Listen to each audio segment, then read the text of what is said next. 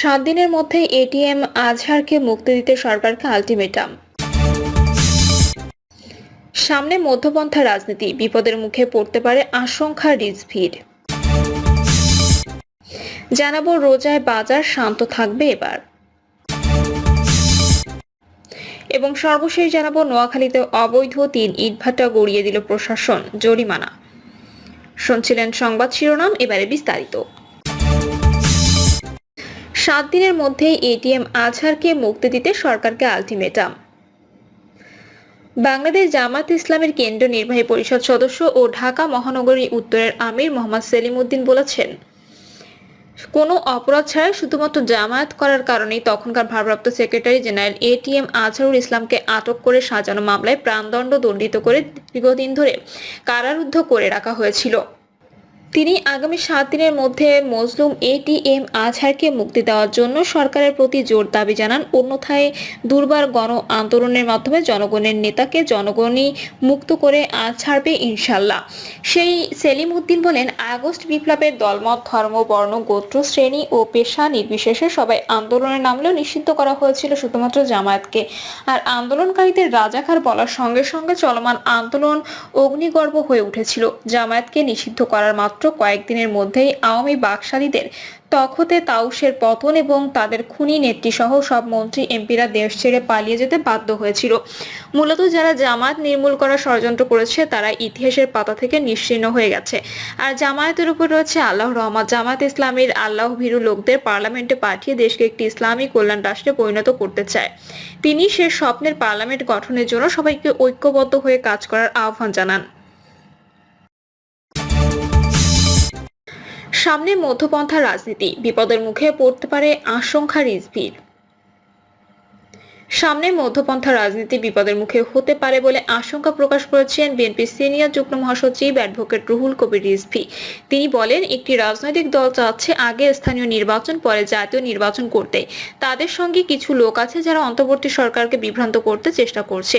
এটা যারাই বলছে বা যাকে দিয়ে বলাচ্ছে, এতে সামনে সেন্টারিস্ট রাজনীতি বিপদে পড়তে যাচ্ছে কিনা এটার একটা সংখ্যা আমরা টের পাচ্ছি। রিজভী বলেন, ডক্টর ইউনূস আন্তর্জাতিক খ্যাতিসম্পন্ন একজন ব্যক্তি, তিনিও শেখ হাসিনা দ্বারা নির্যাতিত। তিনি ন্যায়সঙ্গত কাজ করবেন। তার নেতৃত্বে অন্তর্বর্তী সরকার একটি কঠিন সিদ্ধান্ত নেবে এবং গণতান্ত্রিক রাজনৈতিক শক্তি বিকশিত হবে। দেশে অনেক রাজনৈতিক দল আছে, রাজনীতিবিদ আছে, গণতান্ত্রিক পন্থায় তারা ক্ষমতায় আসবে। এই ব্যবস্থাটা আগে করুক, যারাই ক্ষমতায় আসুক তাদের মাধ্যমেই দেশে স্থানীয় নির্বাচন হবে এবং আরো অন্য সংস্কার হবে। রিজভী বলেন, অনেক রক্তের বিনিময়ে এ জাতি স্বাধীনতা পেয়েছে। ক্ষুদ্র স্বার্থের কারণে সেই স্বাধীনতা যেন ক্ষুণ্ণ না হয়, সেই দিকটা আমাদের খেয়াল রাখতে হবে। যা দেশের জনগণের জন্য কল্যাণকর আমাদেরকে সেটাই করতে হবে। যে কারণে ৭১-এ যুদ্ধ হয়েছিল, মানুষ কিন্তু তা পায়নি। বারবার দেশের জনগণ অধিকার হারা হয়েছে। দেশকে চালাবে কোন রাজনীতিবিদ ক্ষমতায় আসবে সেটা তো নির্ধারণ করবে দেশের জনগণ। সেই জনগণের অধিকার ফিরিয়ে দেওয়ার জন্যই তো এত লড়াই। বিএনপির এই মুখপাত্র বলেন, আমাদের যে অর্জন, এই অর্জনের মধ্য দিয়ে সত্যিকার অর্থে যে গণতন্ত্র, সেই গণতন্ত্রের জন্য কাজ করতে হবে। একটি অবাধ সুষ্ঠু নির্বাচন, যে নির্বাচনে সবাই অংশগ্রহণ করবে এবং ভোটাররা নির্ভয়ে ভোট কেন্দ্রে যাবে, তাদের পছন্দ মতো প্রার্থীকে ভোট দেবে। এটা অন্তর্বর্তীকালীন সরকারের একটা বড় কাজ। এই কাজকে তো তাদের দেখাতে হবে। বিএনপির এই নেতা বলেন, একটি রাজনৈতিক দল নির্বাচন নিয়ে বিতর্ক করছে। স্থানীয় নির্বাচন আগে হতে হবে, তারপর সংসদ নির্বাচন হবে। কেন? রাজনীতি কে করবে, কে ক্ষমতায় আসবে, এটা নির্ধারণ করবে জনগণ। জনগণের সেই ক্ষমতা ফিরিয়ে দেওয়ার জন্যই তো গত 17 বছর আন্দোলন সংগ্রাম হয়েছে। জনগণের যে ক্ষমতা শেখ হাসিনা ও আইন শৃঙ্খলা বাহিনী র্যাব ধ্বংস করেছিল, তা ফিরিয়ে দেওয়ার জন্যই তো এত রক্ত ঝরেছে। জনগণের কাছে সেই ক্ষমতা ফিরিয়ে দেওয়ার দায়িত্বই তো অন্তর্বর্তী সরকারের। সুতরাং স্থানীয় নির্বাচন আগে নাকি সংসদ নির্বাচন আগে, এই কথাগুলো আসছে কেন? রিজভী বলেন, বিএনপি বলেছে সংসদ নির্বাচন একটি জাতীয় নির্বাচন। এই নির্বাচনের মধ্য দিয়ে রাজনীতিবিদদের কাছে ক্ষমতা থাকবে। ক্ষমতার উৎস হচ্ছে জনগণ। জনগণের কাছে সেই ক্ষমতা ফিরিয়ে দিলে রাজনৈতিক শক্তি বিকশিত হবে এবং সেই রাজনৈতিক শক্তি বিকাশের মধ্য দিয়ে যত নির্বাচন আছে সেগুলো হবে। কিন্তু বিতর্ক নিয়ে এসে স্থানীয় সরকার নির্বাচন আগে নাকি জাতীয় সংসদ নির্বাচন আগে, মাথা আগে নাকি লেজ আগে, তা নির্ধারণ করতে হবে। কোনটা চালিকা শক্তি। মাথা ঠিক থাকলে সবকিছু ঠিক থাকে। সংসদ নির্বাচনের মধ্য দিয়ে রাজনৈতিক দল ক্ষমতায়ন হবে, সেই ক্ষমতায়নের মধ্য দিয়ে অন্যান্য নির্বাচন হবে। এখানে নির্বাচন কমিশন নিরপেক্ষ থাকবে কিনা আপনারা সেটা দেখবেন। ছাত্রদলের সাবেক এই সভাপতি বলেন, রাজনীতিবিদদের বিশ্বাস না করা অর্থাৎ বিরাজনীতিকরণ। এই বিরাজনীতিকরণ করতে করতে গণতন্ত্রের আজ ভঙ্গুর অবস্থা। এটার মধ্য দিয়ে ফ্যাসিবাদের উত্থান হয়েছে। রাজনৈতিক শক্তিকে যদি খাটো করেন তাহলে চরমপন্থার উত্থান হতে পারে। চরমপন্থা শুধু বাম দিক দিয়ে আসে না বা ডান দিক দিয়েও আসে, এটা মাথায় রাখতে হবে। রোজায় বাজার শান্ত থাকবে এবার। রোজা শুরু হতে বেশি বাকি নেই, এরই মধ্যে প্যাকেটজাত সয়াবিন তেলের সংকট তীব্র থেকে থেকে এটা অবশ্য চলছে কিছুদিন ধরেই। এরই মধ্যে একবার সয়াবিনের দাম বাড়ানো হয় উল্লেখযোগ্যভাবে। তখন স্পষ্ট হয়েছিল দাম বাড়াতে এমন সংকটের সৃষ্টি। আগেও আমরা সয়াবিন তেলের দাম বাড়ানোয় সরকারের সম্মতি আদায়ে এই প্রক্রিয়া ব্যবহৃত হতে দেখেছিলাম। চলমান সংকটেও কোনো কোনো দোকানে অবশ্য প্যাকেটজাত তেল মিলছে, কিন্তু কিনতে হচ্ছে বেশি দামে।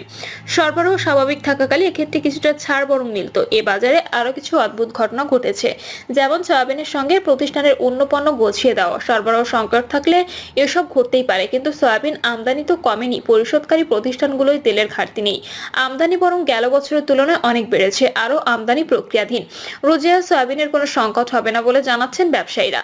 তার মানে পণ্যটি সরবরাহের কোনো এক পয়েন্টে সংকট সৃষ্টি করা হয়েছে। এটা অপরাধমূলক কাজ বলে বিবেচিত হবে কিনা ওই প্রশ্ন উঠতে পারে।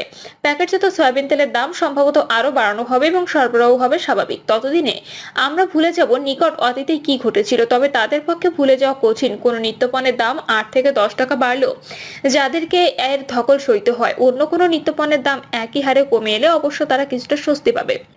সম্প্রতি সবজির দাম উল্লেখযোগ্যভাবে কমে আসতে দেখা গেছে। চাষিদের জন্য এটা অবশ্য দুঃসংবাদ। ন্যূনতম দামটাও না পেয়ে খেতেই সবজি নষ্ট করে ফেলছে তাদের অনেকে। রোজা আসতে আসতে শীতের সবজির সরবরাহ কমে আসবে অবশ্য। তখন সবজির পাশাপাশি সয়াবিন তেলের দামও বাড়বে হয়তো। খোলা সয়াবিনে বিক্রি হচ্ছে বেশি দামে, ভালো দাম মিলছে বলে মাঝে প্যাকেট ভেঙে তা খোলা সয়াবিন হিসেবে বিক্রির প্রবণতা বেড়েছিল। পাম অয়েলও আমরা কম ব্যবহার করি না। শিল্পের উপকরণ হিসেবে এর ব্যবহার বিবেচনায় নিয়ে পাম অয়েলই বেশি পরিভোগ হয়ে থাকে। অবশ্য পাম অয়েল আমদানি হচ্ছে কম। আন্তর্জাতিক বাজারে এর দাম নাকি বাড়তির দিকে। মাত্র কয়েকটি উৎসের উপর এর সরবরাহ নির্ভরশীল বলে পাম অয়েলের বাজারে মাঝে মাঝে অস্থিরতা দেখা দেয়। তখন সয়াবিনের বাজারও হয় অস্থির। ভোজ্য তেলে আমরা বহুলাংশ আমদানি নির্ভর বলে এর আন্তর্জাতিক বাজারের দিকে দৃষ্টি রাখতে হবে বইকি। তবে ডলারের দাম বেশি হলে আন্তর্জাতিক বাজার স্থিতিশীল থাকলেও লাভ নেই। দেশে এমন একটা পরিস্থিতি বিরাজ করছে অনেকদিন ধরে, তাতে আন্তর্জাতিক বাজারে দাম কমা সুফলও মিলছে না। সয়াবিন তেলের দাম কম রাখতে অন্তর্বর্তী সরকার অবশ্য এর কর শুল্ক কমিয়েছে। এলজি সহ আমদানি প্রক্রিয়ায় বড় কোনো সংকটও পরিলক্ষিত হচ্ছে না। তারপরও সয়াবিন তেলের দাম বৃদ্ধি অব্যাহত কেন বোধগম্য নয়। সরকারের উচিত হবে জরুরিভাবে এদিকে দৃষ্টি দেওয়া। খোলা সয়াবিন আর পাম অয়েলের দাম স্বাভাবিক রাখতে উদ্যোগী হতে হবে। রোজায় ইফতার সামগ্রী তৈরিতে এগুলোর চাহিদা বাড়ে দেশব্যাপী। ইফতার তৈরির অন্যান্য উপকরণে বাজার স্বাভাবিক না থাকলেও সংকট দেখা দেবে। ঘরে বাইরে যেখানে ইফতার সামগ্রী তৈরি হোক, এর ব্যয় নিয়ন্ত্রণে না থাকলে জনজীবনে ছড়াবে অস্থিরতা। সয়াবিন তেলের সংকটে সরকার চাইছে দেশে উৎপাদিত রাইস ব্রান তেলের ব্যবহার বাড়াতে। তবে স্বাস্থ্য বান্ধব বলে প্রচার থাকলেও এ ভোজ্য তেল এখনো জনপ্রিয় হয়নি। দামও অপেক্ষাকৃত বেশি। টিসিবির কার্যক্রমে কোনো কোনো ক্ষেত্রে অবশ্য রাইস ব্রান তেল বিতরণ করতে দেখা যাচ্ছে। বেশ কমে মিলছে বলে এটা হয়তো গ্রহণ করছে স্বল্প আয়ের মানুষ। তবে তারা খুশি হয় প্যাকেটজাত সয়াবিন তেল পেলে। সুখবর যে কিছুদিন বন্ধ থাকার পর টিসিবির ট্রাক সেল চালু হয়েছে।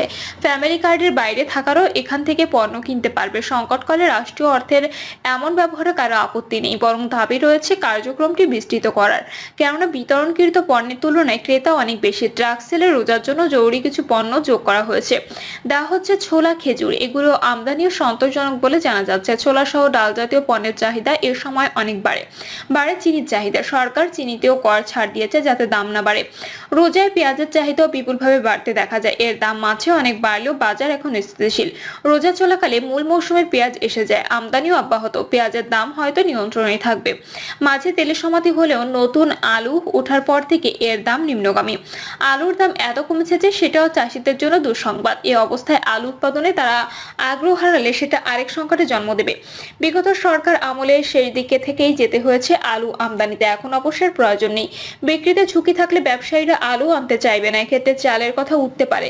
কর শুল্ক ব্যাপকভাবে কমালেও মাঝে তেমন চাল আমদানি হয়নি, কারণ দামে পোষাচ্ছিল না। এ অবস্থায় খাদ্য নিরাপত্তা ঠিকঠাক রাখতে সরকার নিজে উদ্যোগী হয়েছে আমদানিতে। অন্যান্য পণ্যে না থাকলেও চালে কিছুটা ঘাটতি রয়েছে বলে স্বীকার করা হচ্ছে। এই কারণে আমন মৌসুমে চালের বাজারে দেখা দিয়েছে অস্থিরতা। এটি এখনো স্থিতিশীল হয়নি। কোনো কোনো বছর রোজায়ও চালের দাম বাড়তে দেখা যায়। সরকারের সতর্ক পদক্ষেপে এবার সেটা না হলে আমরা বাঁচি। রোজায় অবশ্য চালের চাহিদা বাড়ার কথা নয়, সে কারণেও এর বাজার হয়তো কিছুটা শান্ত হয়ে আসবে। রোজায় যেসব পণ্যের চাহিদা লাফিয়ে বাড়তে দেখা যায় সেগুলো বাজার শান্ত রাখাটা সবসময় বড় চ্যালেঞ্জ। তাতে ভোজ্য তেল অবশ্যই পড়ে। রোজার আগ দিয়ে এই বাজারটাই এবার দেখা যাচ্ছে সবচেয়ে অস্থির। তবে আমদানি কেমন যা হচ্ছে তাতে সরবরাহ সংকট হওয়ার কারণ নেই। অনেক সময় অতি আমদানির কারণে কোনো কোনো পণ্যের দাম কমে যেতেও দেখা যায়। কোনো কোনো ঈদের বাজারে মশলার ক্ষেত্রে এমনটি ঘটতে দেখা গিয়েছিল। বেশি দিন সংরক্ষণ করা যায় না এমন পণ্যে অতি আমদানির সংকট দেখা দিলে ব্যবসায়ীদের মুশকিলে পড়তে দেখা যায়। এবার কোনো কোনো পণ্য আমদানির প্রবাহ দেখেও অনেকে এমন আশঙ্কা করছেন, কোন কোন পণ্য আমদানিতে নতুন ব্যবসায়ীদের তৎপর দেখা যাচ্ছে। প্রিয় দর্শক, এই ছিল এখনকার সর্বশেষ সংবাদ। আপডেট সব সংবাদ পেতে চ্যানেলটি সাবস্ক্রাইব করে বেল আইকনটি ক্লিক করে রাখুন।